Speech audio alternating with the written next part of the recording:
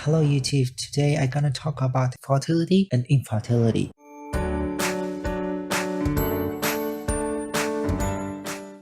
First of all, what is infertility? Infertility is diagnosed in two cases.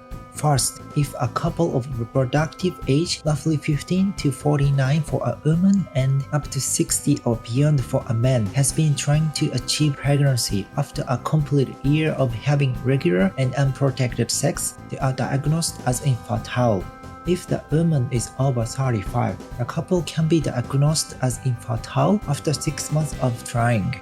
Second, if a woman can get pregnant but cannot carry the baby to term, that is, she had several miscarriages or stillbirths, she is also diagnosed as infertile.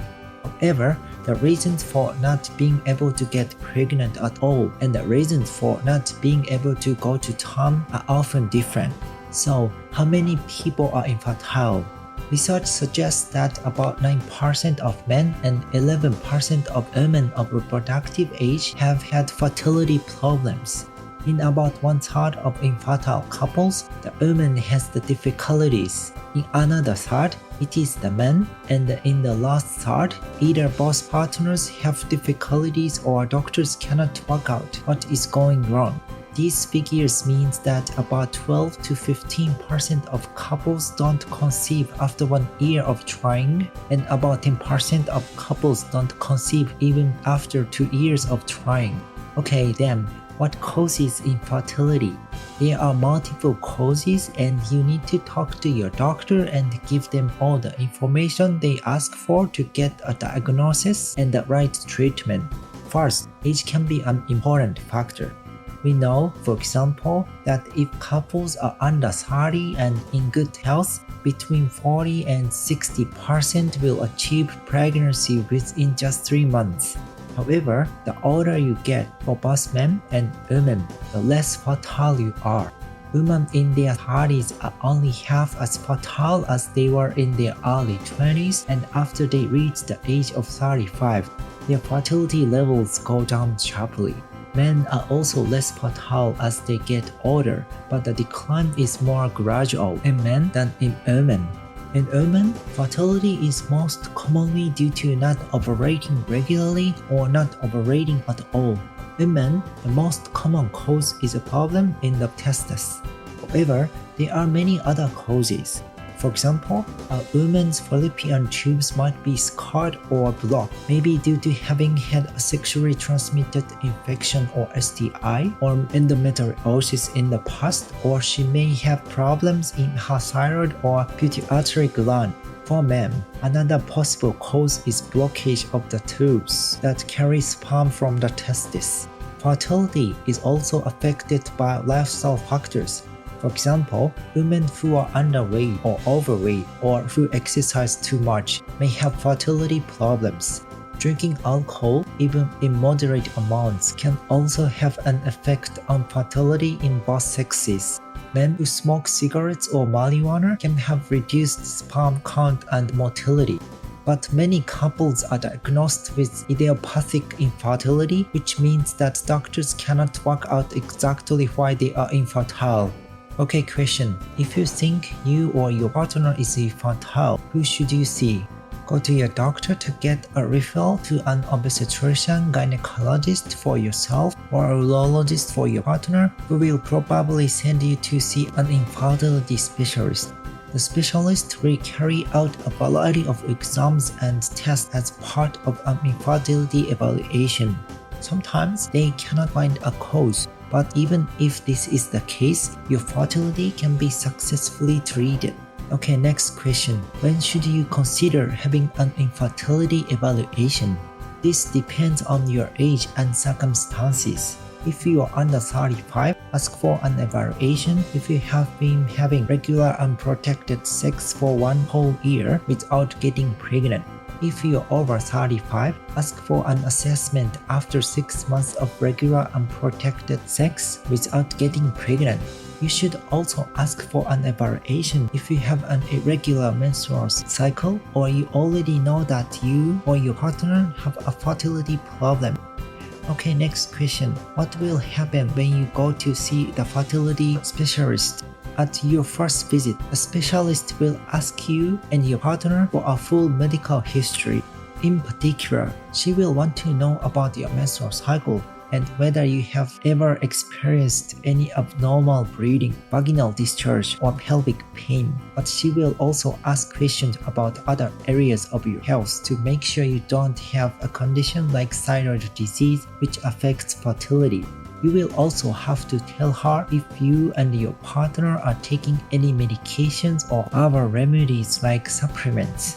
She will want to know which illnesses you have had in the past and if you have ever had any operations, whether you have been pregnant in the past and what the outcome was, and whether anyone in your or your partner's family has had a birth defect. She will ask you lifestyle questions such as what your job is, as well as whether you smoke, drink alcohol, or use recreational drugs. She will also need information about your sexual history, including how many partners you have had, which contraceptives you have used, how long you have been trying to get pregnant, how often you have sex, whether you use lubricants, and if you have any difficulties while having sex. Okay, next, what tests will be done? First, your specialist will give you a thorough physical examination. Then, she will arrange of laboratory and imaging tests to check your and your partner's reproductive organs. Lab tests can include blood, urine, thyroid functioning, prolactin level, progesterone and semen tests, as well as a check to see how many eggs you have or your ovarian reserve.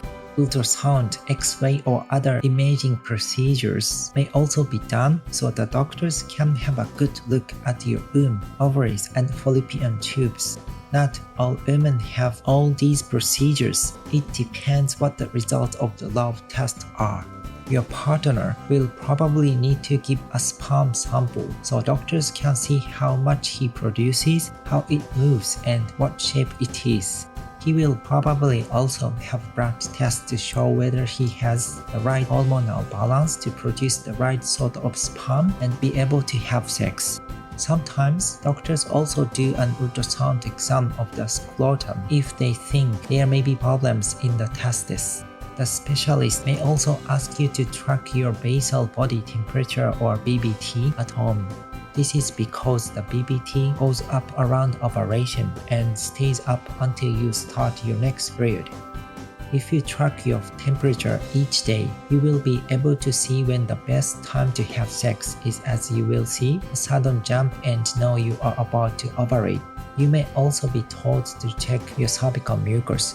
Just before you ovulate, the mucus that comes out of your vagina becomes thin, slippery, and stretchy, which is a sign that you are coming up to the most fertile few days in your cycle. Okay then, what do all these tests tell us? They all add up to a picture of your body and your reproductive health. Testing your urine shows doctors when and if you ovulate because urine contains more luteinizing hormone or LH just before ovulation, as this is the substance that tells your ovaries to release an egg. So, if your urine test is positive, you know you're about to ovulate and should have sex over the next 24 to 48 hours to stand the best chance of getting pregnant. Testing the amount of progesterone in a blood sample taken about 1 week before you expect your period is another way of showing whether you ovulate, as progesterone levels should go up about this time. The thyroid function test shows whether your thyroid gland works properly because thyroid problems can cause infertility, and the prolactin level test checks whether you have got high prolactin levels in your blood, which can stop you ovulating normally. Blood test will also reveal whether you have a good ovarian reserve, that is, plenty of eggs. The various imaging procedures add to the picture. An ultrasound can show changes in the follicles which tell doctors when ovulation is going to occur. The sonohysterography, which is a special ultrasound procedure, checks to see if you have any scarring or other problems inside your womb, and the hysterosalpingography, which is a type of X-ray which looks inside the womb and checks to see if your fallopian tubes are blocked. A hysteroscopy is another way of looking inside the uterus, this time by the doctor inserting a camera up through your cervix, and a laparoscopy also uses a camera, but inserted through the abdomen to look at the fallopian tubes, ovaries, and the outside of the uterus. Next question, how long does a complete infertility evaluation take? Usually, doctors can get all the information they need within a few menstrual cycles.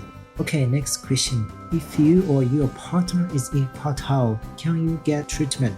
A range of infertility treatments is available, from fertility drugs to embryo implantation to using assisted reproductive technology or ART. Some treatments are for just men, some for just women, and some for both partners.